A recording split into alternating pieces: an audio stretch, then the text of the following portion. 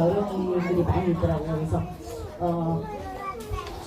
우리 영화 보고 가정들은 괜찮은지 또 걱정이 되었습니다. 자, 오늘 우리 말씀은 이제 에스겔에서 보도록 하겠습니다. 에스겔, 지난주까지 우리가 어디 봤어요? 디모데전서를 봤는데 오늘은 에스겔에서 어제부터 에스겔서가 시작이 되었어요. 그래서 에스겔은 어떠한 사람인지 우리가 에스겔이라는 선지자를 통하여서 우리에게 주시고자 하는 말씀은 어떠한 말씀인지 우리가 먼저 보도록 하겠습니다. 제목 같이 한번 보도록 하겠습니다. 시작! 하나님의 말씀을 전해요. 네, 오늘 에스겔서 2장 1절로 10절인데요. 3절로 7절까지만 함께 보도록 하겠습니다. 네, 성경 말씀을 시작! 내가 내 기시되 인자야 내가 내 이스라엘 자손 또 패역한 백성 나를 배반하는 자에게 보내노라. 그들과 그 조상님이 내게 보시하여 오늘까지 이르거나니 이 자손은 얼굴이 뻔뻔하고 마음이 기분이 아니라 내가 너를 그들에게 보내노니 너는 그들에게 이르기를 주 여호와의 말씀이 이러하시라 하라. 그들은 패역한 족속이라 그들이 듣든지 아니 듣든지 그들 가운데 선지자가 있음을 알지니라. 인자야 너는 비록 가시와 찔레와 함께 있으며 정갈 가운데 거주할지라도 그들을 두려워하지 말고 그들의 말을 두려워하지 말지어다. 그들은 패역한 족속이라도 그 말을 두려워하지 말며 그 얼굴을 무서워하지 말지어다. 그들은 심히 패역한 자라 그들이 듣든지 아니 듣든지 너는 내 말로 고할지어다. 아멘. 이 말씀을 들으니까 어때요? 말씀을 읽으니까 어때요? 어떤 것 같아요? 무섭죠? 어떠한 말씀? 우리가 특히 6절 말씀에 보니까 인자야 너는 비록 가시와 찔레와 정갈이 너를 찌를지라도 두려워하지 말라 이렇게 말씀하고 있는 거예요. 그러니까 에스겔의 삶이 어떠한 삶일지 이 말씀 하나만 봐도 알겠죠. 이 에스겔이라는 선지자는 어떠한 사람이었냐면 이스라엘이 어디 나라에 의해서 멸망이 됐어요? 북이스라엘은 어디에 의해서? 아수르에 의해서 멸망을 했고 남유다는 어디에 의해서? 바벨론에 의해서 멸망을 했어요. 근데 바벨론에 의해서 1차로 그냥 멸망하는 게 아니라 3차에 걸쳐서 멸망을 했어요. 그러니까 1차에 몇 명이 잡혀가고 2차에 몇 명이 잡혀가고 3차에 완전히 멸망하는 그러한 바벨론에 의해서 남유다가 그렇게 멸망을 했어요. 그런데 이 에스겔이 활동했던 이때는 언제냐면 2차로 바벨론에 의해서 포로로 잡혀갈 때였어요. 그래서 그때에 에스겔도 함께 잡혀갔어요. 그래서 에스겔도 2차 이 포로로 잡혀가서 그곳에서 바벨론에서 활동하던 때예요.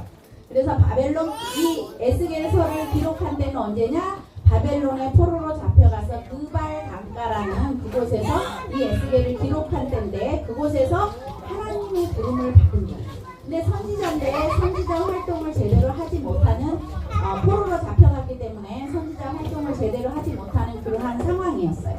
그런데 하나님께서 이제 이 에스겔에게 나타나셔서 에스겔을 불러서 너는 어떠한 일을 해야 된다라고 이야기를 해줬어요. 오늘 우리가 2번이나 반복해서 그 말씀이 나왔어요. 이스라엘 사람들은 어떠한 사람이래요? 하나님을 배반한 그러한 사람들이에요. 그래서 하나님의 말씀을 듣지 아니하였기 때문에 바벨론에 의해서 멸망을 했잖아요. 그런데 이 말씀을 하시기를 이 에스겔에게 뭐라고 말하냐? 이스라엘 백성들은 뻔뻔한 사람이라고 이야기해요. 뻔뻔하다. 왜 뻔뻔하다고 했을까요? 이스라엘 사람들이 왜 뻔뻔하다고 하나님께서 말씀하라. 에스겔에게 직접 말씀하신 거예요. 이스라엘 사람들은 뻔뻔한 사람들이다. 뻔뻔한 백성이다. 왜 그랬을까요? 하나님께서 출애굽을 시켜서 그동안에 하나님께서 이스라엘 백성들을 그렇게 이끌어 주셨는데 하나님의 은혜를 알아요? 몰라요? 몰라요. 그렇기 때문에 뻔뻔하다고 이야기를 해요. 그래서 이 뻔뻔한 사람들에게 너는 무슨 말을 해라? 하나님의 말씀을 전해라. 너희들이 이 바벨론에서 포로 생활을 할 거고 이스라엘을 완전히 멸망할 거라는 걸 이야기를 하라는 거예요. 그래서 이 사람들이 오늘 우리가 2번이나 봤는데 어떠한 말씀을 이렇게 봤냐면 그 사람 이야기를 하는 거예요. 2번이나 이렇게 이야기를 해요. 그 사람들이 너의 말을 듣지 않을 거다. 듣지 않지만 선지자가 있다는 걸 꼭 이야기해줘라 라는 거예요.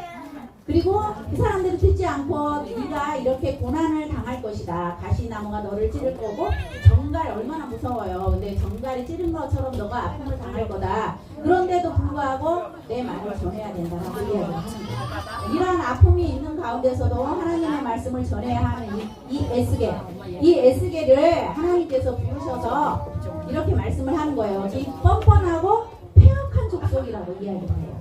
폐역하다 이렇게 이야기를 하는 거예요. 하나님께서 얼마나 화가 나셨으면 이스라엘 백성들을 이렇게 뻔뻔하고 자기 백성을 이렇게 폐역한 사람, 폐역한 족속, 뻔뻔한 사람이라고 이야기를 하겠어요. 이 말씀을 들으면서 이 말씀을 보면서 정말 나는 하나님 앞에 어떠한 모습으로 보여질까라고 생각을 한번 해봤습니다.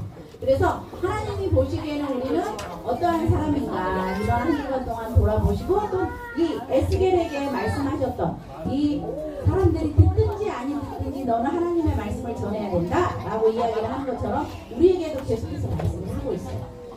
주변의 사람들이 또 제일 가까운 우리 자녀들이 하나님의 말씀을 듣든지 아니 듣든지 계속해서 어떻게 해야 된다는 거예요?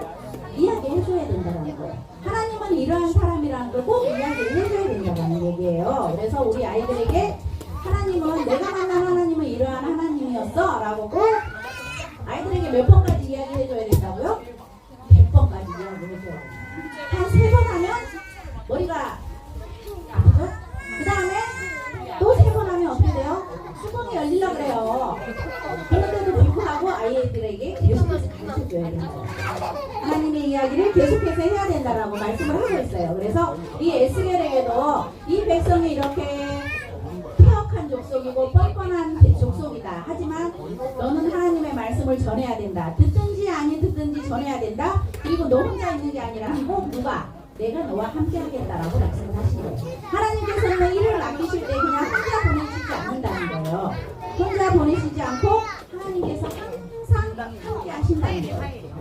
제가 누누이 이야기를 했지만 우리에게 자녀들을 줬을 때는 나 혼자 이 애를 키워라 그러지 않다는 거예요. 하나님께서 꼭 함께 하신다는 거예요. 지혜를 주셔서 이 아이를 꼭 하나님의 백성으로 키울 수 있는 지혜를 주신다는 거예요. 우리가 구하지 아니하여서 아이들을 엄청 어렵게 키우는 경우가 있어요.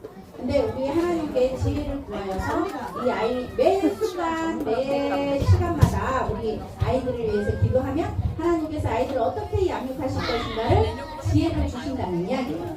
그래서 이 에스겔에게 내가 너와 함께 할 것이다. 이렇게 뻔뻔한 백성들에게 또 폐역한 백성들에게 하나님의 말씀을 전해라. 그런데 듣든지 아니 듣든지 전해야 되는데 그 전하는 매 순간마다 내가 너와 함께 하겠다라고 이렇게 놓으시거든요. 그래서 에스겔을 부르시면서 이렇게 하나님의 말씀을 전하는 것을 이야기해주고 있습니다.